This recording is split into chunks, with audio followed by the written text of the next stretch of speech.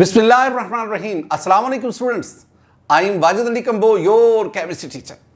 I welcome you in VAC test session for MDCAT, an exclusive test session on your VAC Academy YouTube channel. Such an interesting test session. ऐसा test session जो आपकी MDCAT chemistry उसकी तमाम ज़रूरियात को पूरा करेगा, यानी आपके एग्जाम में आने वाले तमाम MCQs को हम डिफरेंट एंगल से एड्रेस करेंगे और मैं आपको केमिस्ट्री एक नए अंदाज में पढ़ाऊंगा. Student, during your MDCAT preparation you pass through different phases. The most important, how to study. हमें कौन सा स्टडी मटेरियल जाए फॉर आवर MDCAT प्रेपरेशन. तीन चीजें हैं मेन. We need the text books, we need the lectures and we need the test. अगर मैं इनकी डिटेल में जाऊं, through text books you study the line to line reading of text books. क्या फायदा इससे? It will develop your concepts, information, diagrammatic knowledge and subject grip. अब आपने करना क्या है? टेक्स्ट बुक की लाइन टू लाइन स्टडी के दौरान आपने ना सिर्फ कॉन्सेप्ट क्लियर करने हैं, ना सिर्फ इंफॉर्मेशन को, डायग्रामेटिक नॉलेज को आपने लर्न करना है, क्रैमिंग करनी है, आपने अपने नोट्स डेवलप करने हैं, अपने MCQ खुद प्रिपेयर करने. The second one is lectures at class. दो तरह की क्लासेस, फिजिकल क्लासेस जो किसी इंस्टीट्यूशन ने, जो किसी कंपिटेंट एकेडमी ने वहां पे आप ले रहे, या ऑनलाइन क्लासेस. वाक यूट्यूब चैनल जो है वो भी आपको ऑनलाइन क्लासेस जो है वो ऑफर करता है. Student, during your lecture at class you notes every point that is new. Shortcut को आप नोट करते हैं. कॉम्प्रीहेंशन जो टीचर जो है, जो एक्सपर्ट एंटी-टेस्ट टीचर आपको देता है, उनको आप समराइज फॉर्म में लिखते हैं. इस सारे काम में क्या होता जा रहा है स्टूडेंट? इस सारी एक्टिविटी में आप अपने नोट्स डेवलप करते जा रहे हैं. जिस MDCAT एस्पायरेंट्स के अपने नोट्स जो डेवलप कर रहे हैं, जितने स्ट्रॉन्ग होंगे उतना वो अपनी कामयाबी के ज्यादा करीब होगा. स्टूडेंट, MDCAT का जो सबसे इंपॉर्टेंट, मैं तो कहता हूं पॉइंट ही वो है, फेज ही वो है, and that is test and discussion of those test. ये दो चीजें, टेस्ट कौन से और उन टेस्ट की डिस्कशन. स्टूडेंट, मैं आपसे कहूंगा कि आप वाक चैनल, यूट्यूब चैनल जो है, वाक एकेडमी यूट्यूब चैनल, आप इस पर रेगुलरली टेस्ट लें. आप इन टेस्ट को समझे, ये आपका एंटी टेस्ट पेपर है. आपने हमेशा इनको सॉल्व करना है. मैं आपकी हेल्प करूंगा, मैं आपको एक एक चीज बताऊंगा. मैं दोबारा कह रहा हूं, इस हमारे टेस्ट सेशन में मैं आपको केमिस्ट्री एक नए अंदाज में पढ़ाऊंगा. मैं पढ़ाऊंगा नहीं, मैं केमिस्ट्री सिखाऊंगा, जो मैं पहले लफ्ज़ से बोल रहा हूं. इंशाल्लाह हम जितने भी हमारे यूनिट्स हैं, हम हर यूनिट से रेलेवेंट एक या दो जो है वो टेस्ट में आपके साथ डिस्कस करूंगा. आपने हर एक चीज को राइट डाउन करना है. डिस्क्रिप्शन में मैं आपको प्रैक्टिस MCQs भी दूंगा और उनके आंसर भी मैं दूंगा. आज हम आगाज करते हैं अपने यूनिट 1, उसका लेक्चर नंबर 1. तो आइए हम आगाज करते हैं. Students, look at this. Which of these molecules is not a compound. इनमें कौन सा मॉलिक्यूल कंपाउंड का नहीं है? We have option A N2O, option B N2, option C NO and option D NO2. मैं आपको कुछ बातें समझाता हूं, फिर आपने खुद आंसर को गैस करना है. मेरी एक बात ध्यान में रखनी है, जिस स्टूडेंट को स्टेटमेंट की समझ आ गई ना, समझ लें उसने 50% आंसर दे दिया. अक्सर स्टूडेंट को यह नहीं पता चलता कि हमने आंसर क्या देना, स्टेटमेंट में क्या पूछा गया है, वो इस ही कंफ्यूजन में रहते हैं. तो आपको बिल्कुल वेरी मच क्लियर. अब जरा देखना, मैं आपको एक्सप्लेनेशन देता हूं, आपने मुझे एंड पे आंसर बताना है. देखिए स्टूडेंट, मेरे पास जो मैटर है ना, we can classify matter chemically into elements. We have the compounds and we have the mixture. अब इसमें ज़हन में रखो, जो एलिमेंट्स है ना, इनको मैं दो हिस्सों में क्लासिफाई करता हूं. एक को मैं कहता हूं दे आर अटोमिक एलिमेंट्स, और एक को मैं कहता हूं दे आर मोलेकुलर एलिमेंट्स। ये दो गौर से बातों को सुनना है, एटॉमिक एलिमेंट्स और मोलेकुलर एलिमेंट्स। ये अब एटॉमिक एलिमेंट्स क्या है? जब किसी भी एलिमेंट का आप सिंबल लिखते हैं ना, सिंबल, सपोज मैं लिख रहा हूं Na, मैं लिख रहा हूं O, मैं लिख रहा हूं N, मैं लिख रहा हूं F, मैं लिख रहा हूं Fe। ये मैंने क्या किया? मैंने एलिमेंट्स के सिंबल्स उनको लिखा। जब आप एलिमेंट्स को उनके सिंबल में लिखते हैं ना, तो दे आर एटॉमिक एलिमेंट्स। लेकिन अगर मैं लिखूं मैं लिखता हूं जी H2, मैं लिखता हूं F2, मैं आ गया Br2, मैं लिखता हूं N2, मैं लिखता हूं O2, मैं लिखता हूं O3, हम लिखते हैं P4 एंड सो ऑन। अब ये जो है ना, दीज आर मोलेकुलर एलिमेंट्स। तो एलिमेंट्स दो तरह के हुए, एक एटॉमिक एलिमेंट्स और दूसरा मोलेकुलर एलिमेंट्स। डिफरेंस क्या है? Atomic elements they mainly consist of atoms, while the molecular elements they mainly consist of molecules। अब आप इसको देखो, अगर आप इन सब में देखोगे ना, एक खास बड़ी बात है, नोट करना उस बात को, और वो क्या है कि H2 it consists of 2 atoms and both atoms are identical। एक ही एलिमेंट के दोनों एटम्स है। O3 consists of 3 atoms and all 3 atoms are identical, they belong to oxygen element। अगर कोई मॉलिक्यूल आइडेंटिकल एटम से बनेगा, वो मॉलिक्यूल मोलेकुलर एलिमेंट्स को रिप्रेजेंट करेगा। लेकिन इसके बरक्स, अगर मैं H2O को लेता हूं स्टूडेंट, मैं NO को लेता हूं, मैं N2O को लेता हूं एंड मेनी मोर, अगर आप इनको देखेंगे ना, ये भी मॉलिक्यूल है, ये भी मॉलिक्यूल है, ये भी मॉलिक्यूल है, लेकिन हम इनको मोलेकुलर एलिमेंट्स में कंसीडर नहीं करेंगे। इनको क्यों नहीं करेंगे? क्योंकि इनमें जो मॉलिक्यूल है वो आइडेंटिकल एटम से नहीं बना। तो ऐसे जिनमें मॉलिक्यूल आइडेंटिकल एटम से बनेगा, हम उनको मोलेकुलर एलिमेंट्स में कंसीडर करते हैं, और जिसमें मॉलिक्यूल डिफरेंट एटम से बनेगा, which are chemically combined together, हम उनको कंपाउंड में कंसीडर। अब ये कंपाउंड आगे डिफरेंट टाइप्स के होंगे, मोलेकुलर कंपाउंड, आयनिक कंपाउंड, फिर हम और भी कहते हैं, हम organic compound, inorganic compound, complex compound, वो तो एक वेराइटी चली जाती है। अब आए, मैंने आपसे बोला क्या कहा कि विच of these molecule is not a compound. Very simple, अब तो आपको आंसर आना चाहिए। Here the answer is N2। N2 is a molecular element. Look at this question. A compound contains, option A, different kind of atoms mixed together, the same kind of atom mixed together, see, different kind of atoms chemically combined together, and the same kind of atoms chemically combined together। अब इसमें पहले दो option तो skip हो गए ना। Compound में atom mix नहीं होते, कंपाउंड में एटम्स केमिकली कंबाइंड होकर मॉलिक्यूल बनाते हैं या फॉर्मूला यूनिट्स बनाते हैं और फिर उससे कंपाउंड बनता है। मेरी बात को जरा गौर से सुना, मैंने क्या कहा स्टूडेंट। मैं आपसे कह रहा हूं कि आपके पास जो कंपाउंड है ना, कंपाउंड अगर आप देखोगे, मैंने आपको बताया कि H2O, water is a compound, this is a molecular compound. अब वाटर के मॉलिक्यूल को देखें, ऑक्सीजन एटम दो हाइड्रोजन एटम के साथ केमिकली कंबाइन है, कोवलेंट बॉन्ड के जरिए। अब वाटर में हाइड्रोजन और ऑक्सीजन का मॉलिक्यूल मिक्स नहीं है। और मैं पहले भी बात बता चुका हूं आपको कि कंपाउंड के लिए ऐसा मॉलिक्यूल एक्सेप्टेबल है जिसमें डिफरेंट टाइप्स ऑफ एटम्स वो आपस में होते हैं।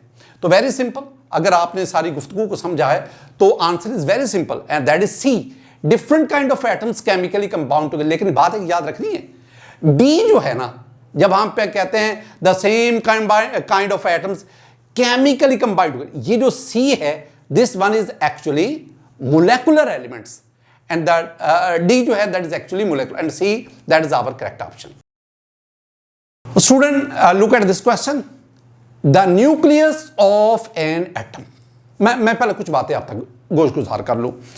स्टूडेंट आपके पास आ गया एटम, ये एटम, और एटम का ये हिस्सा, इसको हम कहते हैं न्यूक्लियस। न्यूक्लियस में प्रोटॉन, न्यूक्लियस में है न्यूट्रॉन और न्यूक्लियस के बाहर इलेक्ट्रॉन। अच्छा, हम ना इन तीनों को फंडामेंटल पार्टिकल कहते हैं, हम कहते हैं, है नहीं ये। तो प्रोटॉन, न्यूट्रॉन, इलेक्ट्रॉन, हम इन्हें प्रोटॉन को, न्यूट्रॉन को, इलेक्ट्रॉन को, हम प्रोटॉन पे पॉजिटिव, इलेक्ट्रॉन पे नेगेटिव और इसमें न्यूट्रल, हम इन्हें फंडामेंटल कहते हैं। हालांकि ये है नहीं, ये फंडामेंटल की बेसिक डेफिनेशन पे पूरा ही नहीं उतरते। फंडामेंटल किसे कहते हैं? वो चीज जो खुद किसी से ना बनी हो, उससे कोई चीज that provide foundation for the formation of substance. अब कहा जाता था, ये माजी की बात है, कि एटम जो है वो इन तीनों से बनते हैं।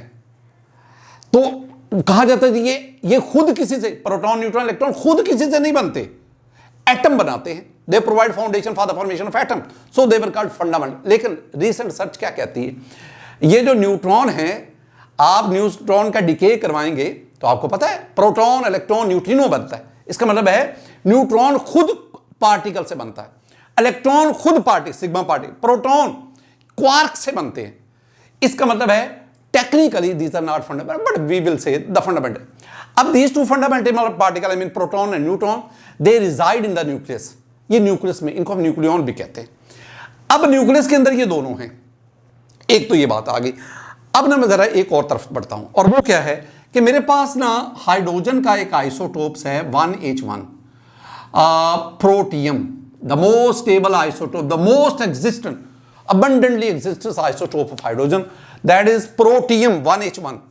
अगर आप प्रोटियम एटम इसको देखेंगे तो प्रोटियम एटम के न्यूक्लियस में we have just a proton, neutron नहीं है। अब जरा ऑप्शन पे आइएगा, ये पीएम की बात को आपने ज़हन में रखना है। ऑप्शन पे आए, न्यूक्लियस के बारे में क्या कहा जा रहा है? Option A, always contain neutron. No, nucleus में न्यूट्रॉन नहीं है। Always, beta option, always contain neutron and proton. Yes, in most of the cases, we have proton and neutron present in the nucleus. But in case of helium, in case of protium, we do not have neutron in the nucleus. Always contain proton. सिर्फ नहीं, nucleus में तो proton के अलावा neutron भी पाए जाते हैं। ये जो लफ्ज always आ रहा है ना, ये सारा बेड़ा गर्क कर रहा है। हाँ, डी पे जाए, usually contains proton and neutron. हाँ, आमतौर पर, यानी आपको एक्सेप्शन मिल गई ना, and this one is the answer. Student, we have another question, that is an atom और group of atoms with a charge is called. Atom, group of atom जिन पर चार्ज होता है। ऑप्शन ए, एन इलेक्ट्रॉन, ये तो मजाक है ना। बी पे, a molecule. It should be kept in mind that molecule is a neutral particle. Molecule is a neutral. Definition ही है, a neutral species. इसका मतलब है ये तो चार्ज वाला, ये मॉलिक्यूल भी नहीं। अब metal is something else. A9, इस पे बहस होगी। एनाइन ही इसका ऑप्शन है, लेकिन कैसे है? देखो, मेरे पास ना स्टूडेंट, मेरे पास ये एटम है हाइड्रोजन, जब इसने लॉस ऑफ इलेक्ट्रॉन किया H पॉजिटिव बना। मेरे पास क्लोरीन है एटम, जब ये गेन ऑफ इलेक्ट्रॉन करता है इस पे नेगेटिव चार्ज आ गया। मेरे पास ऑक्सीजन है, जब ये 2 इलेक्ट्रॉन को गेन करता है तो ये 2-। मेरे पास नाइट्रोजन है, नाइट्रोजन एटम जब 3 इलेक्ट्रॉन को गेन करता है तो 3- आ गया। यानी ये वो एटम्स हैं जिनके ऊपर चार्ज है। अब दूसरी बात, ग्रुप ऑफ एटम जिन पे चार्ज होता है, या आप देखो OH नेगेटिव, ये ग्रुप ऑफ 2 एटम्स, इस पे नेगेटिव चार्ज, हाइड्रोक्साइड है। आपके पास कार्बोनेट है CO3 2-। Group of 4 atoms, 3 atoms of oxygen, 1 atom of carbon, ये चार्ज इस पे आ गया। आप सल्फेट की बात करो, SO4 2-। आप फॉस्फेट की बात करो, PO4 3-। अब आप इन सब को देखोगे ना, आप अमोनियम आयन की बात करो, NH4+1। अगर आप इनको देखोगे ना, ये हैं एटम्स हैविंग द चार्ज, ये है group of atom having the charge, और इन सब को हम क्या कहते हैं? आयंस। अच्छा ना, एक बात बहुत बहुत इंपॉर्टेंट है जो मैं आपके गोश गुजार करना चाहता हूं, और वो क्या है? एक होते पॉली एटॉमिक आयन और एक होते मोलेकुलर आयन। इन दोनों में ना आपने फर्क, एक क्या मैंने बोला पॉली एटॉमिक आयंस, और बहुत इंपॉर्टेंट मोलेकुलर आयंस। इन दोनों में फर्क देखना हो ना तो थोड़ा सा सिर्फ अकल से काम ले लो। मोलेकुलर आयन बनता है मॉलिक्यूल से, मॉलिक्यूल से। मसलन आपके पास ना CH4 ये एक मॉलिक्यूल है, जब इसमें से एक ये CH4 मीथेन का मॉलिक्यूल है, ये मॉलिक्यूल इंडिपेंडेंटली एग्जिस्ट करता है। This one is a neutral particle, और जब इसमें एक इलेक्ट्रॉन का लॉस हुआ तो ये बना CH4+। O2 एक मॉलिक्यूल है, जब O2 का मॉलिक्यूल 2 इलेक्ट्रॉन गेन करता है तो O2-2 बना। मेरे पास ये कार्बन मोनोऑक्साइड का मॉलिक्यूल है, when there is a loss of 1 electron we have. अब ये जो मैंने आपके सामने 3 बनाए हैं ना, ये तीनों वो आयंस हैं which are formed by the loss or gain of electron from a complete molecule. These are molecular ion. These are not the molecular ion. OH negative is not any molecule. OH negative is an ion. It exists in solution form. It does not have independent existence. इसकी existence के लिए molten state चाहिए, solution form चाहिए, but they exist in molecule exist independently, but after the loss of electron और gain of electron when they form the molecular ion, now they do not exist independently.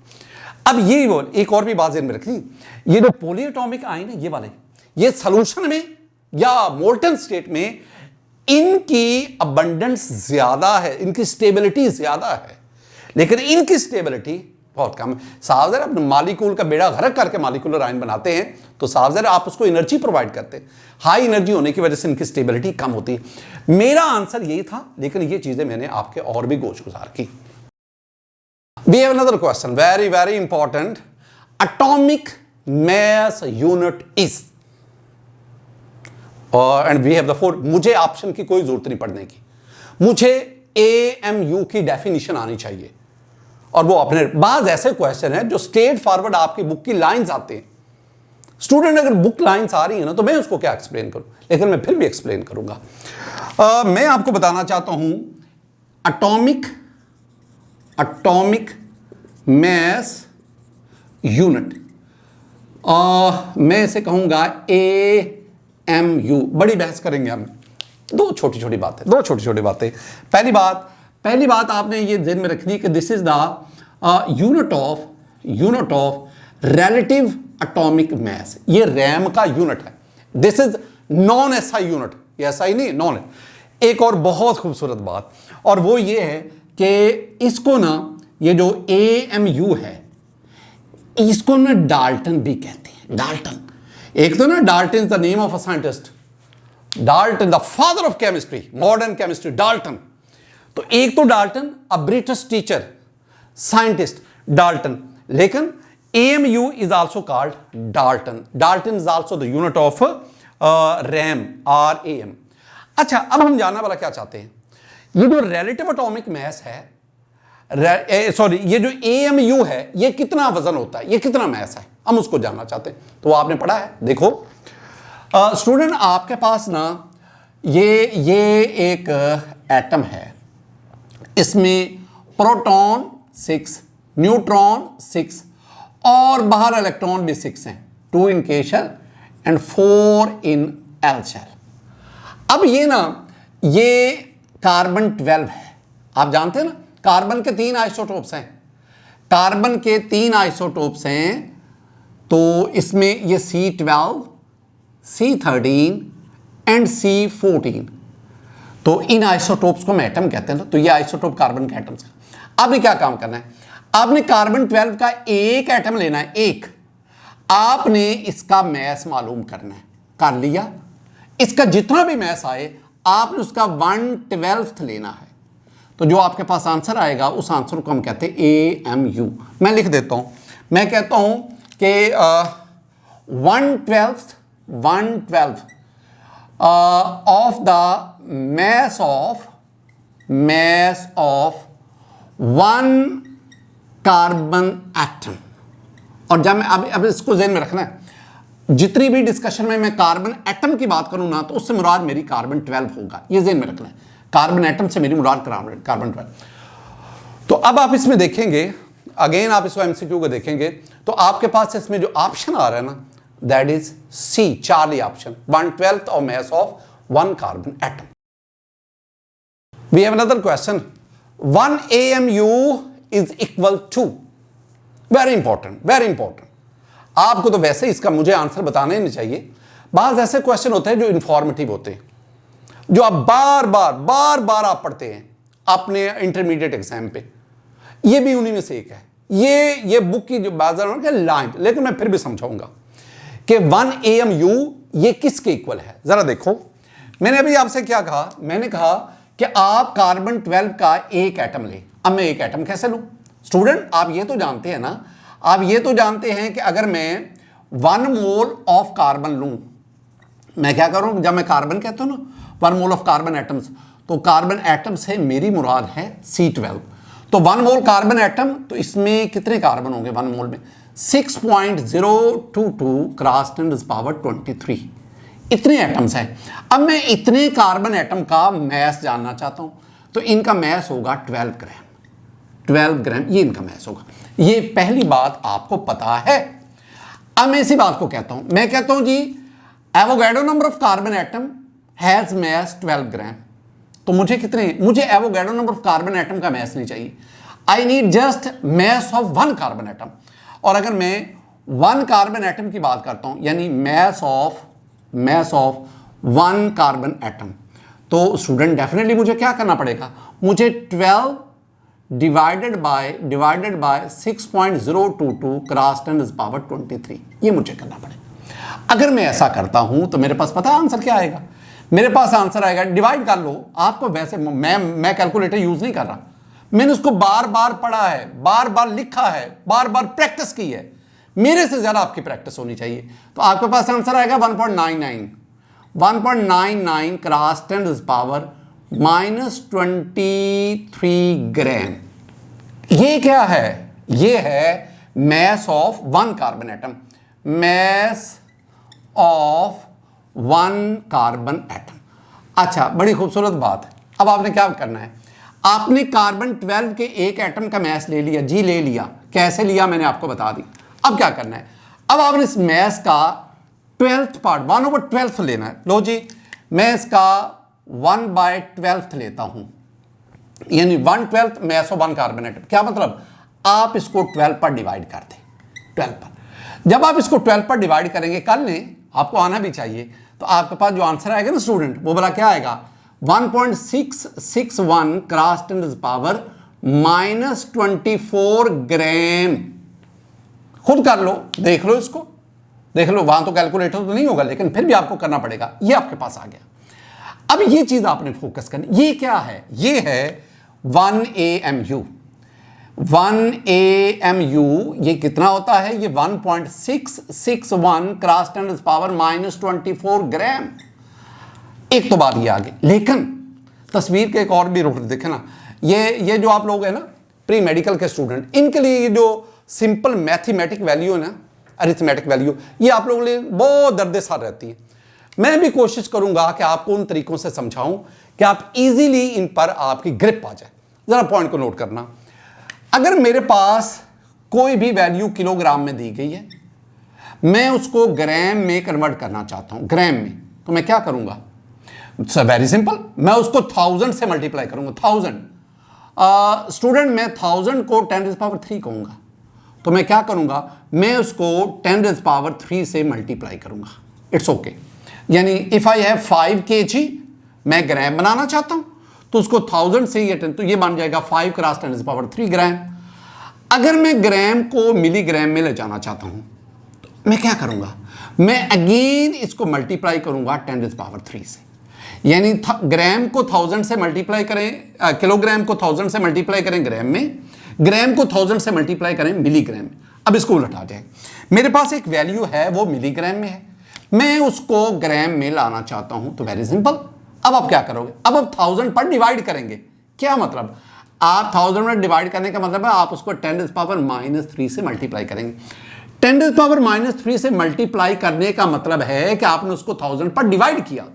और similarly अगर आप ग्राम को kilogram में लाना चाहते हैं, ये छोटी वैल्यू है, ये बड़ी वैल्यू है, तो आप अगेन इसको 1000 पर डिवाइड करेंगे। 1000 पर डिवाइड करने का मतलब है कि आप इसको 10⁻³ से क्या करोगे? मल्टीप्लाई। अब देखो, आपके पास ये वैल्यू किस में है? ये ग्राम में। ये 10⁻24 है। मैं कहता हूं ग्राम की बजाय ये किस में चली जाए, किलोग्राम में। अगर ग्राम को किलोग्राम में कन्वर्ट करना है तो 10⁻³ से क्या करना पड़ेगा आपको, मल्टीप्लाई, सॉरी 10⁻³ तो आप इसे मल्टीप्लाई करेंगे। अब क्या किया, जब हम मल्टीप्लाई करेंगे तो 10⁻³ ये इसमें ऐड हो जाकर ये आपके पास बन जाएगा 1.661 क्रॉस 10⁻⁻27 kg। ग्राम में कितनी, इतनी 1.661 क्रॉस 10⁻⁻24 ग्राम। और अगर इसको मैं मिलीग्राम में ले जाना चाहता हूं, ये वैल्यू किसमें, ग्राम में, मैं किसमें ले जाना, मिलीग्राम में, तो क्या करूंगा 1000 से मल्टीप्लाई करूंगा, ये 10⁻³ इससे मल्टीप्लाई करूंगा तो 3 ये से ये तो आपके पास कितना रह गया 24 से आप 3 को माइनस करें, जब 24 से 3 को आप माइनस करेंगे तो आपके पास 21 रह जाएगा। तो ये आपके पास बराबर किसके आ गया, ये आपके पास आ गया 1.661 क्रॉस 10⁻⁻21 मिलीग्राम। अब आपने देखना है इन तीनों में से आपके पास कौन सा ऑप्शन है, जो इन तीनों में से कोई ऑप्शन होगा दैट इज करेक्ट ऑप्शन। दोबारा इन वैल्यूज को देख लो। अब आपके पास जो ऑप्शन इसमें आएगा that is C 1.661 10⁻⁻27 kilogram. Student, very very important question, the most important question, the most important question. अब इसमें देखें, if we consider that 1/6 in place of 1/12, mass of carbon atom is taken to be the relative atomic mass unit, the mass of 1 mole of a substance will be। पहले तो ना बंदा इतनी बड़ी statement देख के और उसके अंदर छुपे हुए बहुत कॉम्प्लिकेटेड गुफ्तगू, उससे बंदा परेशान हो जाता है। और ऐसे एमसीक्यू जो है ना ये टाइम लेते हैं और ऐसे एमसीक्यू आप पर प्रेशर एक्सर्ट करते हैं, ऐसे एमसीक्यू आपके मोराल को डाउन करते हैं। लेकिन कोई ऐसी बात नहीं, प्रैक्टिस के जरिए बार बार प्रैक्टिस करके हम इन एमसीक्यू इनको भी ग्रैस्प, इन पे भी ग्रिप हमारी स्ट्रांग हो जाएगी। लेकिन मैं वही बात करूंगा कि पहले आपको समझना है हम करना क्या चाहते हैं। मैं आपको समझाता हूं, मैं आपको सिर्फ और सिर्फ क्वेश्चन की स्टेटमेंट समझाऊंगा। जब आपको क्वेश्चन की स्टेटमेंट समझ आ जाएगी ना, आप आंसर भी दे पाएंगे। इसमें हम ना सबसे पहले काम क्या करेंगे, सबसे पहले वो चीज जो आपको आती है ना मैं वहां से आगाज करूंगा। अब पहली बात, अगर हम कार्बन 12 उसके मैस का, कार्बन 12 का एक एटम उसके मैस का 1/12 लेते हैं तो हमारे पास ये आंसर आता है। आपने सिर्फ इस बात को फोकस करना है, ये वाला। ये आंसर कब आता है, ये मैं वेरी वेरी इंपॉर्टेंट क्वेश्चन उसकी बात कर रहा हूं। तो ये वाला आपके पास आंसर आ गया। अब मैं क्या करता हूं, मैं कहता हूं नहीं, मैंने 1/12 नहीं लेना, मैंने 1/6 लेना है। यानी अब मैं क्या कहता हूं, मैं कहता हूं जी अगर मेरे पास 1/6 mass of 1 कार्बन एटम, तो सिंपली जब पहले मैंने इस वैल्यू को 12 पे डिवाइड किया था, अब मैं 1.99 10⁻⁻23 ग्राम इसको मैं डिवाइड करूंगा 6 पर। जब मैं 6 पर डिवाइड करूंगा ना तो आप पता है मेरे पास आंसर क्या आएगा, मेरे पास आंसर आएगा 3.31 क्रॉस 10⁻⁻24 ग्राम। ये कब आंसर आया, ये तब आंसर आया जब आपने कार्बन एटम 1/12 की बजाय 1/6 ले रहे। अब ये आपके पास क्या कहलाएगा 1 AMU। ये दूसरी बात आ गई। हमसे ना क्वेश्चन में यही पूछा जा रहा है कि अगर आप 1/12 की बजाय आप 1/6 लेंगे देन, तो हम कहेंगे अगर 1/6 लेंगे ना तो फिर 1 AMU इसके बराबर आएगा। अच्छा, अब आप इस वैल्यू को और इस वैल्यू को, मैं थोड़ा सा कंपैरिजन आपको बताना चाहता हूं, थोड़ा सा कंपैरिजन, फिर मैं असल हकीकत की तरफ आऊंगा। कंपैरिजन क्या है कि अगर मैं आपसे कहूं कि 1/6 और 1/12 दोनों में क्या रिलेशन है, तो स्टूडेंट अगर आप 1/12 इसका डबल करें तो आपके पास 1/6 आता है। या मैं कहता हूं अगर आप 1/6 का हाफ लें तो वो 1/12 आता है। यानी 1/6 is the double of 1/12। Similarly ये देखो 10⁻⁻24 10⁻⁻24, ये तो ठीक है। अब 1.661 ये रफली हाफ है 3.31 का। अच्छा, ये मैं कहना क्या चाहता हूं, मैं एक और बात आपसे करना चाहता हूं, वो मैं ये करना चाहता हूं, मैं ना इन दोनों बातों को हाइड्रोजन एटम पे अप्लाई करूं ताकि मैं आंसर की तरफ तो ले जाऊं आपको। और मैं एक और बात आपको समझाता चलूं, मेरी गुफ्तगू तब ही आपके लिए मुफीद साबित होगी अगर आप इन्हीं बातों को, जैसे मैं समझा रहा हूं, आप भी किसी और को समझा सकें। उसके लिए आप ये सारी बातें जो है इनको ज़हन में रखेंगे। अब आपने क्या करना है, आपने ना एक हाइड्रोजन एटम प्रोटीन वाला, उसका आपने मैस लेना है। तो मैं कहूंगा यहां पे मैस ऑफ 1H एटम। अच्छा, हाइड्रोजन के एक एटम का मैस वो मेरे पास है स्टूडेंट 1.6736 क्रॉस 10⁻⁻24 ग्राम। ये हाइड्रोजन के एक एटम। अब मैंने काम क्या करना है, मैंने हाइड्रोजन एटम के इस मैस को पहले इसके साथ कंपेयर करना है, फिर मैंने इसमें लाना है। यानी मैं ग्राम को AMU में लाना चाहता हूं।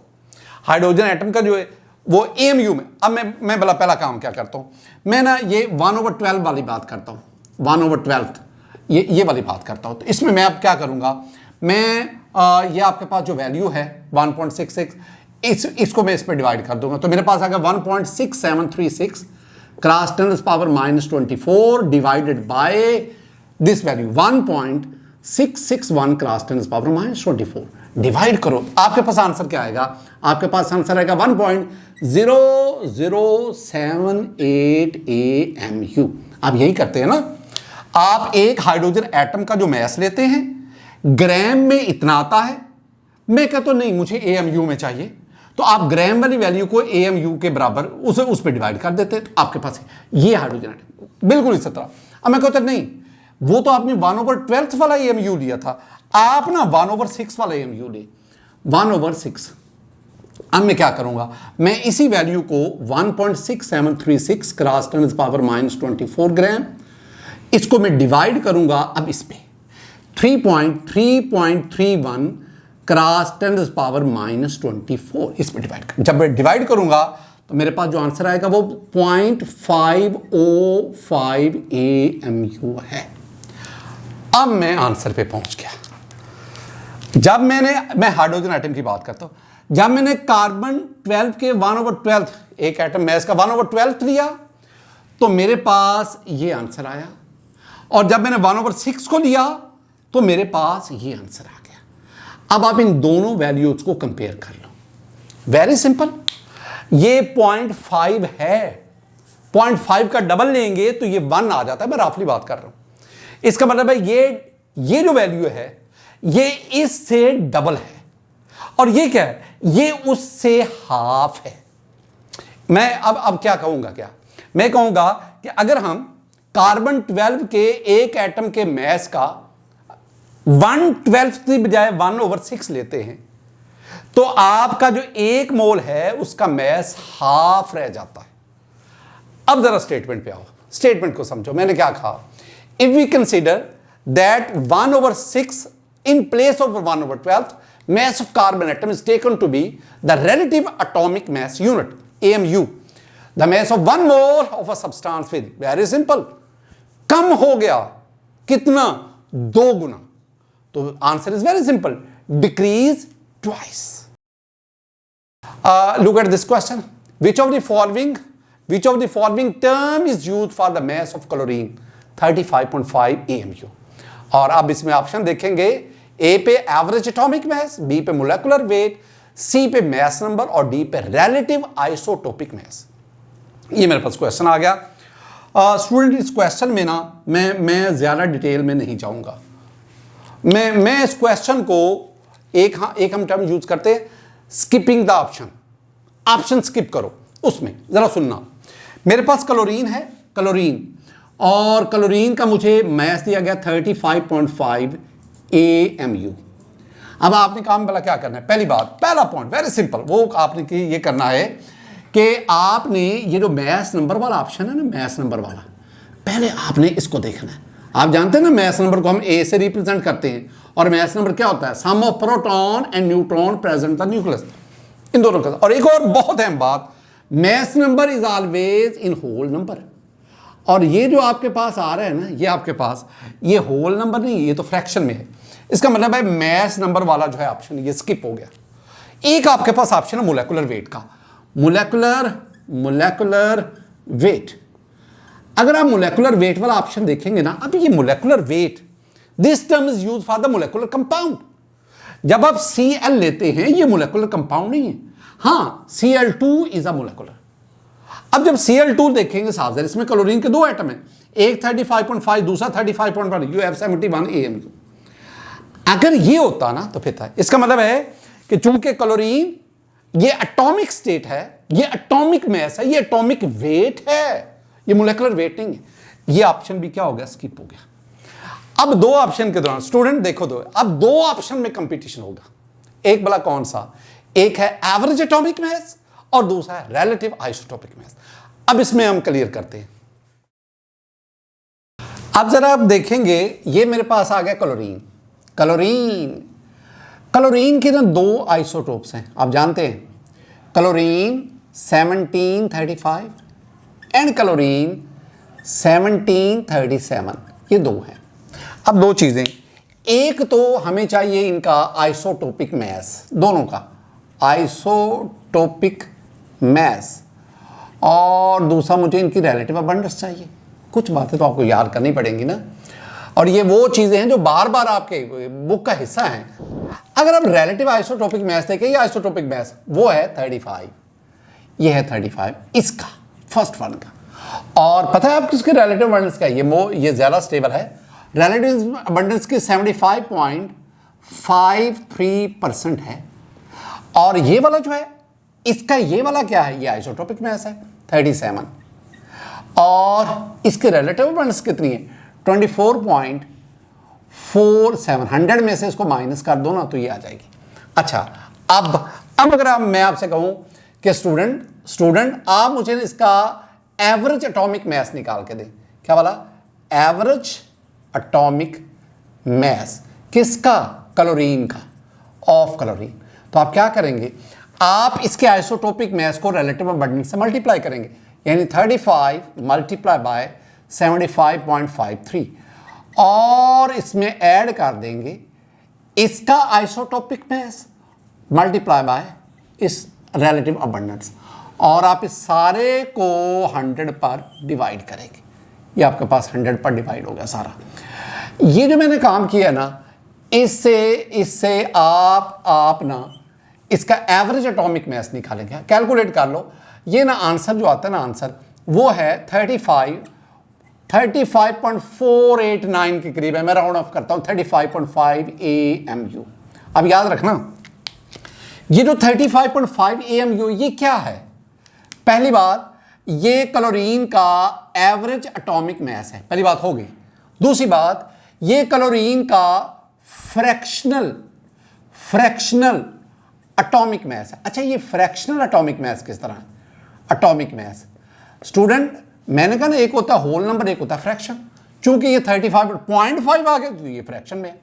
और तीसरी बात जो आपने याद में रखनी वो ये है, मैं ये पहले भी डिस्कस कर चुका हूं कि एवरेज एटॉमिक मास और रिलेटिव रैम जो है, रिलेटिव एटॉमिक मास, वो बड़े क्लोज होते हैं, करीब करीब होते हैं। अगर मैं कहूं ना कि क्लोरीन का रिलेटिव एटॉमिक मास क्या है, रिलेटिव वो इतना है, एवरेज एटॉमिक मास कितना है, वो भी इतना है, करीब करीब है। हालांकि ना वो जो रिलेटिव एटॉमिक मास है ना, उसमें हम कार्बन 12 के साथ कंपैरिजन करते हैं, मास स्पेक्ट्रोमीटर से ये फाइंड आउट होता है, और ये वाली सारी चीजें ये हम कैलकुलेट कर रहे होते हैं। तो ये आपके पास, तो आंसर आपका क्या बना स्टूडेंट, इस केस में जो आपका आंसर है ना, अगर आप इसको देखेंगे तो that is average atomic mass, A is the option. We have another question. Look at this. The question is very simple. 58.5 AMU is dash of rock salt. Option A nucleon number, B relative molecular mass, C relative ionic mass, and D relative formula. अच्छा, सारे के सारे relative लेते हैं, relative atomics, relative molecular, relative ionic, relative की term use. First of all statement को तो देखो ना, मैं दोबारा अपनी बात को रिवाइज करता हूं। जिस स्टूडेंट को स्टेटमेंट की समझ आ गई 50% उसने आंसर दे दिया। अब हमें चाहिए रॉक साल्ट क्या है, ये किस किस्म का कंपाउंड है, और ये जो 58.5 AMU है, क्या ये एटॉमिक मास है, ये क्या चीज है, मॉलिक्यूलर मास है, फार्मूला मास है कि ये क्या चीज। देखो फर्स्ट ऑफ ऑल ये मेरा नेक्स्ट क्वेश्चन आ गया। स्टूडेंट, मैं रॉक साल्ट की बात करता हूं। रॉक साल्ट से यहां मुराद NaCl है। और याद रखो NaCl के बारे में, NaCl एक आयनिक कंपाउंड है, आयनिक कंपाउंड। और स्टूडेंट्स, आयनिक कंपाउंड के मैस के लिए जो टर्म इस्तेमाल होती है वो है फॉर्मूला मैस, फॉर्मूला मैस। और मैंने कहा ना, ये जो मैस वाली तमाम टर्म्स जो है, एटॉमिक, मॉलिक्यूलर, फॉर्मूला, ये सारी की सारी हम रिलेटिव लेते हैं। तो रिलेटिव फॉर्मूला मैस, और वो आपको पता है, दैट इज 58.5 AMU, ये आपके पास आ गया। अब मैं आपके साथ तमाम दोबारा पढ़ूंगा और हम तमाम ऑप्शन को 1 बाय 1 डिस्कस करेंगे। पहला ऑप्शन, ये जो 58.5 है AMU, ये न्यूक्लियॉन नंबर क्यों नहीं है? Student, very simple, nucleon number और मैस नंबर ये वो टर्म है जो एलिमेंट के लिए इस्तेमाल होती है। रॉक साल्ट को एलिमेंट तो नहीं है, rock salt is an ionic compound, तो न्यूक्लियॉन नंबर तो आ ही नहीं सकता। रिलेटिव मोलेकुलर मैस, ये term no, NaCl is not a molecular compound, it is an ionic compound. NaCl does not exist in the form of molecule, rather it exists in the formula unit.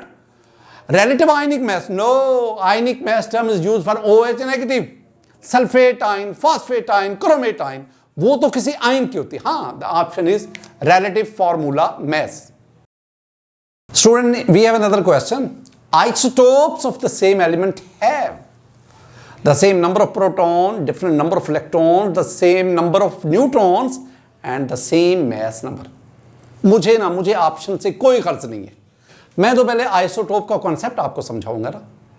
अब जरा देखो, isotope के ये हमारा next question है। Isotope के concept में ना, आइसोटोप्स मैं एग्जांपल देता हूं। हाइड्रोजन के 3 आइसोटोप्स हैं, 1H1 protium, 1H2 deuterium, 1H3 tritium. This one is the most stable. और ये तो रेडियो एक्टिव है ना, हाईली अनस्टेबल, रेडियो एक्टिव है, एक्सिस्टेंस बहुत कम है, लेकिन ये तीनों नेचुरली अकरिंग आइसोटोप्स हैं। अब आप इसमें देखेंगे ना, ये जो 111 लिखा है, ये क्या बताता है? ये हमें Z बता रहा है। ये Z क्या है? Z 2 चीजें हैं। Z को हम कहते हैं this is proton number, Z को हम कहते हैं this is proton number, this is atomic number. एक और भी बात शामिल कर लो, Z को हम कहते हैं number of electrons, number of electrons. Atom की ना बहुत सारी डेफिनेशन, स्टूडेंट लोग बहुत सारी डेफिनेशन करते हैं, मैं सिंपल डेफिनेशन कहता हूं। वो पार्टिकल, न्यूट्रल पार्टिकल जिसमें इलेक्ट्रॉन और प्रोटॉन की तादाद बराबर हो, हम उसे एटम कहते हैं। तो जितने प्रोटॉन होंगे डेफिनेटली उतने इलेक्ट्रॉन होंगे। अच्छा, अब ये जो 1 है ना, 1 ये Z है, और ये हमें बता रहा है कि तीनों में प्रोटॉन एक एक है, तीनों का एटॉमिक नंबर सेम है, और तीनों में नंबर ऑफ इलेक्ट्रॉन एक एक है। तो ये same number of electron, same number of proton, same atomic number. अच्छा, डिफरेंस किस पे है? डिफरेंस मैस नंबर पे है, एटॉमिक मैस पे है, मैस नंबर पे है। 1 2 3 क्यों? इसमें कोई ये डिफरेंस है due to different number of neutron. इसमें कोई न्यूट्रॉन नहीं, 1 न्यूट्रॉन है, इसमें 2 न्यूट्रॉन। अब ये सारी बातें जो मैं बता रहा हूं ना, ये आपको पता है। आप ना similarities and dissimilarities of isotopes of element पढ़ते हैं, कौन कौन से वो पॉइंट्स है जो दोनों में सिमिलर हैं, किन में वो डिफर करते हैं। अब जरा ऑप्शन पे आ जाओ, क्वेश्चन पे आ जाओ। वो कह रहा है कि एक ही एलिमेंट के आइसोटोप हाइड्रोजन है, उसके 3 आइसोटोप्स हैं, सेम नंबर ऑफ प्रोटॉन, उनमें प्रोटॉन की तादाद सेम है, तीनों में एक है, ठीक है बिल्कुल। Different number of electron, no, number of electron भी सेम है। The same number of neutron, no, they have different number of neutrons and the same mass number. ये तो इख्तलाफ है ना कि isotopes of an element have different mass number. Your correct option is A. Student, we have the question, which of the following term is used for isotopes? अच्छा, इसी से मिलता जुलता हुआ आइसोटोप से।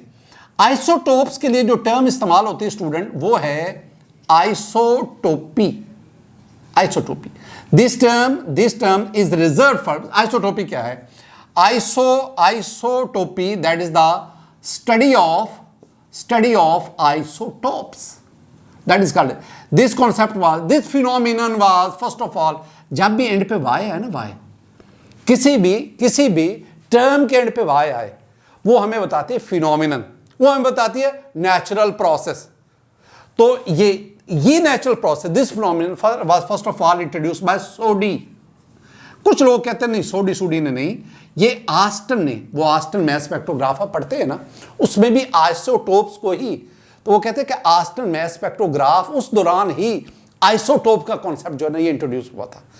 लेकिन चूंकि हमारी बुक सोडी पे है तो हम भी सोडी को ही कहेंगे। अब स्टूडेंट, तो आइसोटोपी तो आपका आंसर हो गया। हम बाकी ऑप्शन को भी देखना चाहते हैं। बाकी ऑप्शन में एक है एन आइसोट्रॉपिक या एन आइसोट्रॉपी, एक है आइसोस ट्रोपोस और एंड पे वाई, और एक आपके पास है एन आइसोट्रॉपी। अब आप इन पे वर्ड पे एन नॉट आइसोस सेम ट्रोपोस बिहेवियर या प्रॉपर्टीज, और वाई जब भी आता हो तो मैंने कहा वाई किसको रिप्रेजेंट करता है, जब भी आए ये फिनोमिनन को रिप्रेजेंट करता है। फिनोमिनन, ये फिनोमिनन क्या होता है? That is the natural process, natural process. और अगर ह्यूमन इन्वॉल्वमेंट आ जाए तो फिर हम उसे प्रोसीजर कहते हैं।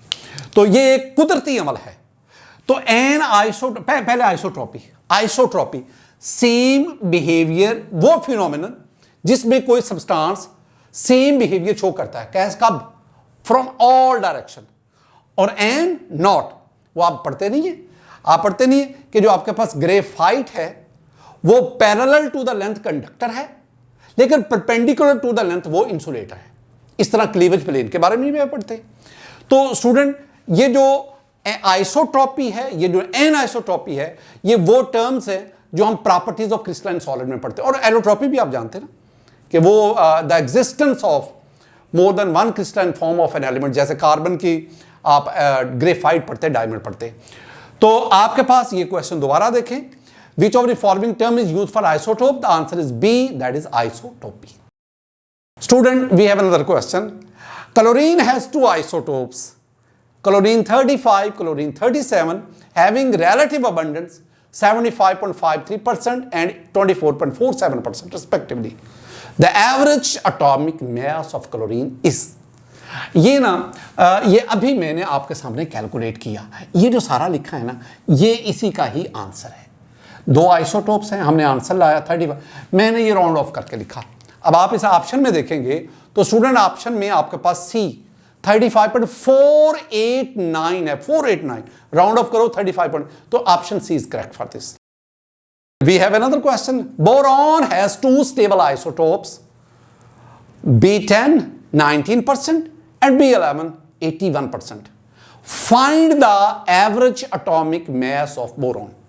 जरा इसको समझना, ये बिल्कुल ऐसा ही है। मैं थोड़ी सी एक्सप्लेनेशन करना चाहता हूं ना। मैंने कहा कि मेरे पास है बोरॉन, ये मुझे काम देना ना आगे। मेरे पास है बोरॉन के दो आइसोटोप्स हैं बोरॉन के, एक है आपके पास B510 और दूसरा आपके पास है B511। अगर आप दोनों को देखेंगे ना, ये जो B510 है ये इसके रिलेटिव अबंडेंस जो है ना, मैं दो बातें लेता हूं ना। एक तो मैं लेता हूं नंबर 1 पे आइसोटोपिक मैस, और साथ ही स्टूडेंट मैं रिलेटिव अबंडेंस की बात कर रहा हूं।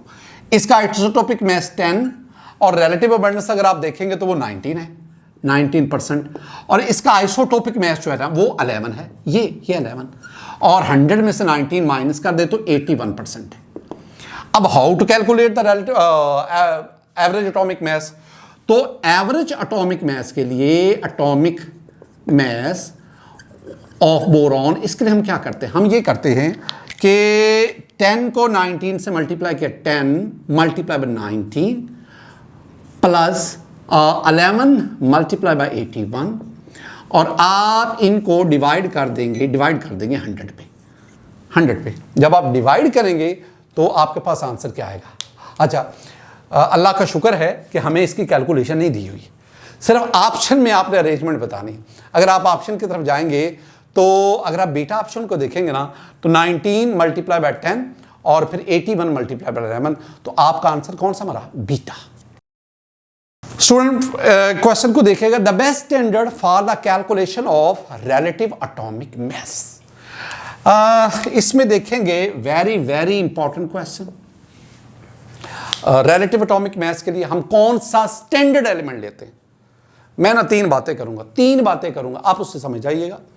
पहली बात, the original standard element before 20th century, original standard elements, original 20th century से पहले, दैट वाज हाइड्रोजन, और हम उसको 1 लेते थे। ये मैं कह रहा हूं बिफोर 20th सेंचुरी, तो ये पहले लिया जाता। अच्छा, उसके बाद 1900 से 1961 तक जो ऑक्सीजन है उसको स्टैंडर्ड एलिमेंट लिया जाता था, ऑक्सीजन को, और ऑक्सीजन का 16 जो है ना, ये स्टैंडर्ड एलिमेंट के तौर पर, ये उसका रिलेटिव एटॉमिक मास जो हम दे रहे थे, और बाकी तमाम एलिमेंट उसके मास को ऑक्सीजन 16 इसके साथ। अच्छा, अब इसमें प्रॉब्लम आ गया। ऑक्सीजन के ना डिफरेंट ऑक्सीजन के टोटल 9 आइसोटोप्स हैं, 13 से लेकर 21 तक, ये 9 आइसोटोप्स हैं, लेकिन इसमें 13, 14, 15 जो है वो बहुत कम है, रेयर एग्जिस्टेंस, इतनी एग्जिस्टेंस का हम उनको कंसीडर नहीं कर रहे होते। तो इसके प्रॉब्लम की वजह से फिर कार्बन 12 को, कार्बन 12, मैंने पहले भी आपसे कहा कि कार्बन के 3 आइसोटोप्स हैं, कार्बन 12, कार्बन 13, कार्बन 14, लेकिन तीनों में जो मोस्ट स्टेबल है, जो अबंडेंटली एग्जिस्ट करता है, वो कार्बन 12 है। और अब हम क्या कहते हैं, हम कहते हैं कि कार्बन 12 इसके एक एटम का मास का 1/12, यानी 1/12 of the mass of 1 carbon atom. मुझे 1000 दफा भी ये लिखना पड़ा तो मैं लिखूंगा, मैं तब तक लिखता रहूंगा जब तक ये आपको अजबर ना हो जाए, मेमोराइज ना हो जाए। आप आंखें बंद करते सोते हुए भी आपको ये याद होना चाहिए, मैं तब तक लिखता रहूंगा। The answer for this question is beta carbon 12। While finding the relative atomic mass, which of the following standard is used to compare the atomic mass of chlorine 35.9? अभी मैंने बात की है। अब इसमें तो अब आप कहेंगे कि सर पहले जो क्वेश्चन दे दिया, तो अब वैसा ही क्वेश्चन देने की क्या जरूरत है। मैं मजबूर हूं, ये जो मैं आपके साथ डिफरेंट क्वेश्चन डिस्कस कर रहा हूं ना, इनमें से मोस्टली प्रीवियस एमडी कैट या एम कैट या एनएमडी कैट उनके टेस्ट में से आए हैं। इनमें से बहुत सारे क्वेश्चन है जो ईटा में से आए, बहुत सारे क्वेश्चन है जो नम्स से आए, और बहुत सारे ऐसे क्वेश्चन हैं जो मेरे ख्याल के मुताबिक इस साल आएंगे। तो इसलिए मैं हर एंगल से इन एमसीक्यूज को देख। The answer is very simple, the answer is carbon 12। The relative atomic mass of oxygen according to carbon 12.00 AMU standard is. अब क्वेश्चन क्या आ गया, अगर हम ऑक्सीजन का रिलेटिव एटॉमिक मास नहीं, साफ जरा रिलेटिव के हम उसको कार्बन 12 के साथ कंपेयर करेंगे, तो what should be the answer, क्या आएगा स्टूडेंट? जो रैम है, RAM RAM, relative atomic mass of oxygen, ये है 15.9994 AMU। अब ये जो 15.994 AMU है, this one is slightly less than, ये थोड़ा सा, ये दोबारा देखें, ऑप्शन ए पे है लेस देन 16, यस 16 से कम है, चाहे बहुत थोड़ा सा कम। 16 only? No. More than 16? No. No relationship. Why not? Your correct option is A. Which of the pair represent isobar? मैं 4 टर्म्स आपके साथ शेयर करना चाहता हूं, 4 टर्म्स, फिर हम आंसर की तरफ बढ़ेंगे। स्टूडेंट, पहली टर्म आपके पास, ये नेक्स्ट क्वेश्चन, पहली टर्म जो मैं आपके साथ शेयर करना चाहता हूं वो है आइसोटोप, आइसोटोप्स।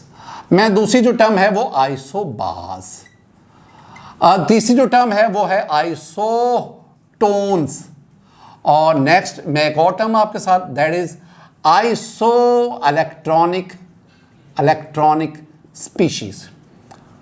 अब मैंने आपको डेफिनेशन तो याद नहीं ना करवानी, मैं तो बोलूंगा ना, आप उन अल्फाज को वेटेज दीजिएगा कि मैं क्या कह रहा हूं, क्या कह रहा हूं। देखो स्टूडेंट, अगर मैं आइसोटोप्स की बात करता हूं तो मैं एग्जांपल, मैं चले कार्बन के ले लेते हैं, कार्बन 612, 613, कार्बन 614, ये है। अब ये 3 एटम्स हैं, एटम्स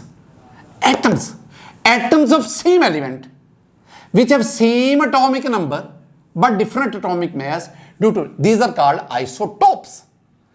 Atoms of same, मेरे इस अल्फाज पे गौर कर, atoms of same element, atomic number same, mass number atomic mass differ कर रहा है due to different number of neutron। में अगर आप देखेंगे तो आपके पास isobar having same atomic number, atomic number atomic masses, हाँ ये आपको नोट करना पड़ेगा। मैं आपको एग्जांपल देता हूँ ना, एक आपके पास आ गया जी आर्गान और एक आपके पास आ गया पोटाशियम। आर्गान 18, पोटाशियम 19, ये, और इसका एटॉमिक मैस 40, इसका एटॉमिक मैस 40। इधर अब इसमें स्टूडेंट नोट करना, argon and potassium these are atoms of different elements. ये आर्गान का एटम है, ये पोटाशियम का एलिमेंट, दोनों का एटॉमिक नंबर मुख्तलिफ है। Its atomic number 18, its atomic number 19, but they have same atomic mass. तो जिनका एटॉमिक मैस सेम होगा, एटॉमिक मैस, उनको हम क्या कहेंगे, आइसोबार। अब आए isotone.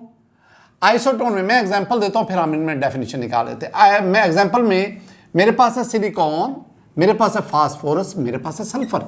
You know silicon 14, 15 and 16।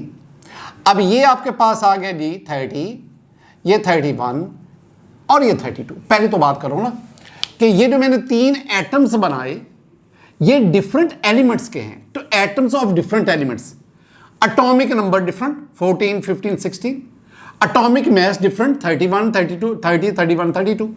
तो फिर इनमें सिमिलरिटी क्या है, they have same number of neutron. ये देखो ना, सेम नंबर ऑफ न्यूट्रॉन्स, ये n। इधर क्या था, same number of proton, atomic number same है। इधर क्या था, सेम एटॉमिक मैस। इधर क्या आ गया, सेम नंबर ऑफ न्यूट्रॉन। ये ES को आप हटाते जाए, ES, RS और ES, तो ये आपके पास, ये आपको कुछ ना कुछ हिंट देता है। तो ये क्या, आइसोटोन्स क्या होंगे, atoms of different element which have different atomic number, different atomic mass, but they have same number of neutron. Isoelectronic species, iso means same, electronic। जब मैं स्पीशीज बोलता हूं ना, तो स्पीशीज से मेरी मुराद है एटम्स, आयंस, मॉलिक्यूल्स, इनको मैं स्पीशीज बोल रहा हूं। अब इसमें अगर आप देखोगे ना, तो मेरे पास एग्जांपल क्या है, मेरे पास है argon, neon, I have neon, और नियॉन के बाद मेरे पास है O2 माइनस, मेरे पास है Mg2 माइनस, 2 प्लस, ये मेरे पास। अब आप देखो, नियॉन एटॉमिक फॉर्म में ले रहा हूं, it has 10 electrons. Oxygen, oxygen had 8 electron, लेकिन जब हम 2 उसमें ऐड करते it has 10 electrons. Magnesium has 12 electron, but after the loss of 2 electron you have 10 electrons. अब क्या हुआ, ये एटम और ये दोनों आयंस, इनमें नंबर ऑफ इलेक्ट्रॉन सेम है, लिहाजा ये तीनों क्या कहलाएंगे, these are isoelectronic species. एक एक वर्ड आप याद रखते जाएंगे। और एक मेरी बात को ज़हन में रखना, ये यहीं तक महदूद नहीं है। ये मत समझिएगा कि आइसोटोन, आइसोबार, आइसोटोप्स और भी हैं। आपके पास आइसोस्टर्स है, आपके पास आइसोडाइफर है, एंड मैनी मोर। एटलीस्ट आपको ये तो आने चाहिए। और यहां पे आपका आंसर क्या बनेगा, आपका यहां पे आंसर है isobar, beta option. Student, if an atom with a mass number of 27 has 14 electron, mass number 27, neutron 14, have 14 neutron, it is an isotope of which element? Silicon, aluminium, cobalt, niobium। अब इसमें जरा आपने देखना एक चीज को कि आपके पास ये नेक्स्ट क्वेश्चन आ गया, आपके पास जो मैस नंबर है, स्टूडेंट हम मैस नंबर को A से रिप्रेजेंट करते हैं, हम मैस नंबर को न्यूक्लियॉन नंबर भी कहते हैं। और आपको पता है ये जो मैस नंबर A है, it is equal to number of proton plus number of neutron. अब मैस नंबर आपको कितना दिया जा रहा है, 27, और आपको प्रोटॉन नहीं बता रहा, वो कह रहा है न्यूट्रॉन इसमें 14 है। तो आप क्या करोगे, 27 उसमें से 14 को माइनस कर दोगे, तो आपके पास ये 13 आ जाएगा। अब नंबर ऑफ प्रोटॉन 13 है, नंबर ऑफ प्रोटॉन से क्या मुराद है, नंबर ऑफ प्रोटॉन से मुराद है एटॉमिक नंबर, एटॉमिक नंबर, और number of proton atomic number, जिसे हम किससे रिप्रेजेंट करते हैं। अब आपके पास जो चारों ऑप्शन है उसमें आपने देखना है कि किसका एटॉमिक नंबर 13 है। जिसका एटॉमिक नंबर 13 होगा वो आपका ऑप्शन है। अब जरा इसको देखें, आपके पास सिलिकॉन है, इसका एटॉमिक नंबर आपको पता है 14 होता है, एल्यूमिनियम का 13 है, एल्यूमिनियम, तो your option is aluminium. Student, we have another question. The average atomic mass of boron is 10.8. It has 2 isotopes of mass 10 and 11. What is the percentage of isotope with average atomic mass of 10? मैं दोबारा ये एक hard question है, ये difficult question है, ये impossible नहीं है। अभी मैं आपको समझाऊंगा आपका लॉ, ये हार्ड कहां पे, ये तो सबसे आसान है। मैं फिर आपसे कहूंगा स्टेटमेंट को समझो। बोरॉन का एवरेज एटॉमिक मास 10.8 है, इसके दो आइसोटोप्स हैं, एक का मास 10 है, एक का मास 11 है। आपने परसेंटेज बतानी है उस आइसोटोप की जिसका एटॉमिक मास 10 है, वो क्या परसेंटेज। मैं आपको एक जनरल सा फार्मूला पहले बताता हूं। जनरल फार्मूला मेरे पास जो है ना वो बहुत बहुत सिंपल है। मैं कोई नई बात नहीं करूंगा, ये ध्यान में रखना, नई बात नहीं है, मैं पुरानी बात को रिवाइज करूंगा। जब आप किसी का एवरेज एटॉमिक मास लेते हैं, atomic mass of an element, तो आप क्या करते हैं, आप ये काम करते हैं कि आइसोटोपिक मास यानी एटॉमिक मास ऑफ वन, अगर उसके दो आइसोटोप्स हैं, मल्टीप्लाई बाय रिलेटिव अबंडेंस। यही करते हैं ना आपने, वो क्लोरीन के केस में, नियोन के केस में और बोरॉन के केस में भी यही किया कि अगर बोरॉन के दो आइसोटोप्स हैं, उनमें से एक आइसोटोप का एटॉमिक मास, जिसे आप आइसोटोपिक मास कहते हैं, मल्टीप्लाई प्लस एटॉमिक मास और of 2 multiply by relative abundance divided by 100। ये आपके पास आ गया। अब स्टूडेंट इसमें जरा गौर करना है। मैं ये कहता हूं कि इसका एवरेज एटॉमिक, अब मैं स्टेटमेंट को अप्लाई करता हूं। एवरेज एटॉमिक मास उसने हमें दिया वो कितना है, 10.8, तो ये आपके पास आ गया 10.8। अब जरा यहां पे बड़ी एहतियात बरतनी है। दो उसके आइसोटोप्स हैं, जो पहला आइसोटोप है उसका मास है 10, हमें उसकी रिलेटिव अबंडेंस का नहीं पता। हम उसकी रिलेटिव अबंडेंस को सपोज सपोज उसकी रिलेटिव अबंडेंस को मैं सपोज एक्स कह देता हूं, ये एक्स, ये चलें, मैं वाई कह देता हूं। अब एक तो बात आ गई, दूसरी बात, एटॉमिक मास दूसरे का वो कितना है, 11 मल्टीप्लाई बाय, अब उसकी जो रिलेटिव अबंडेंस है साफ ज़ाहिर है, 100 में से y को माइनस करें तो 100 में से माइनस y, ये उसकी रिलेटिव अबंडेंस आ जाएगी, डिवाइडेड बाय 100। कोई इसमें ना कन्फ्यूजन वाली बात नहीं है, मैंने ये कोई नई बात नहीं लिखी, आपको सिर्फ y और 100 माइनस y ही डिस्टर्ब करते। देखो ना, फर्ज करते हैं एक जो है उसकी जो रिलेटिव अबंडेंस है वो 20% है, y 20% है, तो दूसरे की फिर कितनी होगी, तो वो 100 माइनस 20 वो 80% हो जाएगी। मैं ना इस y को फाइंड आउट करना चाहता हूं। ये 100 को इधर ले जाओ, ये मल्टीप्लाई करेगा, और जब ये 100 इससे मल्टीप्लाई करेगा देन यू हैव द 1080। तो ये आपके पास क्या आ गया, ये आपके पास आ गया जी 1080। मैं यहां ना शॉर्ट करूंगा स्टूडेंट 1080, और 1080 के बाद ये 10y बन जाएगा, और सॉरी यहां पे प्लस भी आएगा ना, प्लस, और ये 11 इससे मल्टीप्लाई करेगा 100 से, ये बन जाएगा 1100, और माइनस 11y से मल्टीप्लाई करेगा तो 11y बन जाएगा। अब शॉर्ट फॉर्म में जाओ ना, 10y minus 11y minus y बना, और इसको दूसरी तरफ ले जाओ तो आपके पास, इसको दूसरी तरफ जब ले जाएंगे ना, यानी इधर आपके पास बना माइनस y, और ये 1100 प्लस वाला दूसरी तरफ जाके माइनस हो जाएगा। जब माइनस हो जाएगा तो 11 में से 10, 20, 80 निकालेंगे तो आपके पास क्या बनेगा, -20। अब माइनस माइनस कैंसिल, इसका मतलब y आपके पास क्या आ गया, 20%।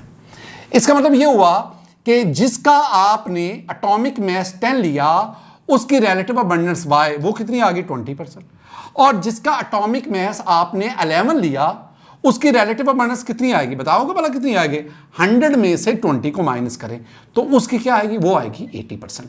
तो आपसे इसकी रिलेटिव अबंडेंस पूछी गई, तो आपका आंसर कितना आ गया, 20%। The substance for the separation of isotope is firstly converted into, very simple, वो सब्सटेंस जिनके आप आइसोटोप्स उसकी रिलेटिव अबंडेंस जानना चाहते हैं, आइसोटोपिक मास जानना चाहते हैं, आप स्पेक्ट्रोमेट्री की तरफ जाते हैं, तो first of all you have to convert that substance into vapour state. तो you have the answer is vapour state. During isotopic analysis the pressure on vapours of ion maintain in ionization chamber और mass spectrometer is. अब ये जो question है ना, these are informative question, मैं इसमें कुछ नहीं बता सकता, ये इंफॉर्मेटिव है, option A around 10⁻⁻7 torr, beta around 10⁻³ torr, Charlie 1 torr और डेल्टा 10⁻7 टॉर। खुदा का खौफ 10⁻7 टॉर। तो आंसर जो आपकी स्टेट बुक के मुताबिक वो 10⁻⁻7 to 10⁻⁻6 torr. The correct option is A. The relative abundance of the ion with a definite m over e value is measured by. अब ये इस क्वेश्चन के आंसर के लिए ना आपको मैस स्पेक्ट्रोमीटर, डेम्स्टर मैस स्पेक्ट्रोमीटर, उस सारे को रीड आउट करना पड़ेगा, उस सारे को समझना पड़ेगा। जब आप उसमें वो पॉजिटिव आयन कैटाइन बना लेते हैं ना, तो फिर आप कैटाइन को सेमी सर्कुलर पाथ में मूव करवाते हैं by applying strong magnetic field. और उसके नीचे आप ना एक इंस्ट्रूमेंट रखते हैं जिसको हम आयन कलेक्टर भी कहते हैं, जिसको हम इलेक्ट्रोमीटर भी कहते हैं। आयन कलेक्टर, आयन को कलेक्ट करने वाला। Electrometer, electro mean charge, meter mean measure, जो चार्ज को वो बताता है हमें कि उस पर कितने पॉजिटिव आयन कैटाइन फॉल किए। वो कैसे बताता है? जब एक कैटाइन उस पर फॉल करता है, एक इंपल्स ऑफ करंट जनरेट होती है। तो जितने कैटाइन ज्यादा उस पर फॉल करते जाएंगे उतना ज्यादा करंट प्रोड्यूस होता है। तो स्ट्रेंथ ऑफ इलेक्ट्रिक करंट, उससे हमें पता चलता है रिलेटिव अबंडेंस क्या है। ये जो सारी गुफ्तगू मैं कर रहा हूं ना, ये सारी की सारी गुफ्तगू आप डेम्स्टर मैस स्पेक्ट्रोमीटर में पढ़ते। The correct option is C. Student, very very important question. Which of the following form single peak in mass spectrograph? Very important question. मैं सिर्फ इस क्वेश्चन को ही एड्रेस नहीं करूंगा, मैं इससे छुपे हुए, इससे रेलेवेंट और कई बातें आपको बताता जाऊंगा। देखिए मेरे पास क्वेश्चन जो आया उसमें मैं ना एक ग्राफ स्टूडेंट आपके साथ शेयर करता हूं। ये मेरे पास एक ग्राफ है। अब अगर आप इस ग्राफ को देखेंगे ना, इस ग्राफ के दो पार्ट्स हैं। इधर हम लेते हैं मैस टू चार्ज वैल्यू और इधर हम लेते हैं रिलेटिव अबंडेंस। अच्छा जी, इसमें आपके पास ना जो रिजल्ट आता है ना वो इस तरह आता है, इस तरह ये, और फिर यूं जाए ये, फिर यूं जाए ये, और भी। इसको हम कहते हैं पीक। इसको हम कहते हैं मैस स्पेक्ट्रोग्राफ भी कहते हैं, हम इसे मैस स्पेक्ट्रम भी कहते हैं। This is the mass spectrum, mass spectrum. अब ये मैस स्पेक्ट्रम, ये जो ग्राफ है, ये हमें दो बातें बता रहा है। पहली बात, ये जो पीक्स की तादाद है, नंबर ऑफ पीक्स, ये हमें बताता है नंबर ऑफ आइसोटोप्स। दूसरी बात, दूसरा जो है हाइट ऑफ पीक, वो हमें बताता है रिलेटिव अबंडेंस। ये दो बातें। अब इसका मतलब है कि किसी भी एलिमेंट, जब उसकी हम ये मैस स्पेक्ट्रम लेते हैं एलिमेंट का, तो जितनी उसकी पीक्स बनती हैं उतनी उसके आइसोटोप्स हैं, और जिस आइसोटोप की पीक की जितनी हाइट ज्यादा होगी डेफिनेटली उसकी रिलेटिव अबंडेंस भी ज्यादा होगी। अब वो एलिमेंट जिनका सिंगल आइसोटोप होता है, मैं तो लफ्ज आइसोटोप ही नहीं कहता ना, आइसोटोप तो तब होता है ना कि जब एलिमेंट के एक से ज्यादा डिफरेंट टाइप के एटम हो, तो फिर आइसोटोप की टर्म। बहरहाल, तो ऐसे एलिमेंट जिनका सिंगल आइसोटोप्स होता है, हम उन्हें कहते हैं mono isotopic elements having a single. अब ना मैं आपके सामने ना ये पीरियोडिक टेबल है। मैंने उन तमाम एलिमेंट्स को हाईलाइट किया है जो मोनो आइसोटोपिक है। अब अगर आप इसमें देखेंगे, आपके पास सोडियम है, सोडियम के पास सीजियम है, बेरिलियम है। बेरिलियम अगर आप देखोगे ना तो थर्ड बी ग्रुप में भी, अब गौर से देखो, स्कैंडियम है, यट्रियम है, मैंगनीज है, कोबाल्ट है, एल्यूमिनियम है, इसके बाद फास्फोरस है, फास्फोरस के नीचे आर्सेनिक है, गोल्ड है, और ये 3-4 जो है लैंथेनाइड सीरीज में से। कहा जाता है कि 28 ऐसे एलिमेंट्स हैं जो मोनो आइसोटोपिक एलिमेंट, 28 जिनका सिर्फ एक, और जब आप उनका मैस स्पेक्ट्रम बनाएंगे तो definitely you will have a single peak. The next question is, with the help of spectral data given, calculate the mass of neon and encircle the best option. अब डाटा कौन सा है? Percentage of neon 1020, 1021, 1022 are 90.92%, 0.26% and 8.82% respectively. Very very simple question. इस क्वेश्चन की तो discussion बनती ही नहीं। ये तो क्वेश्चन आप चैप्टर 1 में बहुत इंपॉर्टेंट शॉर्ट आंसर क्वेश्चन के तौर पर लेते हैं। स्टूडेंट इसमें क्या करना है, वही स्ट्रेटजी जो हम पहले डिस्कस कर चुके हैं कि हर एक जो आइसोटोप है उसका जो आइसोटोपिक मास है उसको रिलेटिव अबंडेंस से मल्टीप्लाई करना है, और यही तीनों जो आइसोटोप्स हैं उनके प्रोडक्ट का सम लेकर 100 पर डिवाइड करना है। जैसे कि ये देखें, मैंने क्या किया, मैंने नियॉन 10 20 को 90.92 से मल्टीप्लाई किया, प्लस 21 को 0.26 से मल्टीप्लाई किया, प्लस 22 को मैंने 8.082 से मल्टीप्लाई किया और 100 पर डिवाइड कर दिया। The answer is 20.18 AMU. It should be kept in mind, this 20.18 AMU is the average or fractional atomic mass of the neon. अब ये भी ध्यान में रखना है कि एवरेज या फ्रैक्शनल एटॉमिक मास के लिए हमें दो चीजें चाहिए, एक हमें आइसोटोपिक मास चाहिए और दूसरा हम रिलेटिव अबंडेंस को लेते हैं और फिर उनको इस तरह डील करके अपने आंसर की तरफ बढ़ते हैं। माय डियर स्टूडेंट, ये था हमारा वाक टेस्ट सेशन का लेक्चर नंबर 1। हर दफा मेरी आपके लिए दुआएं होती हैं कि अल्लाह ताला आप पर फजल फरमाए, अल्लाह ताला आपको दुनिया में और आखिरत हर एग्जाम में, हर इम्तिहान में कामयाबी अता फरमाए। अस्सलाम वालेकुम व रहमतुल्लाह।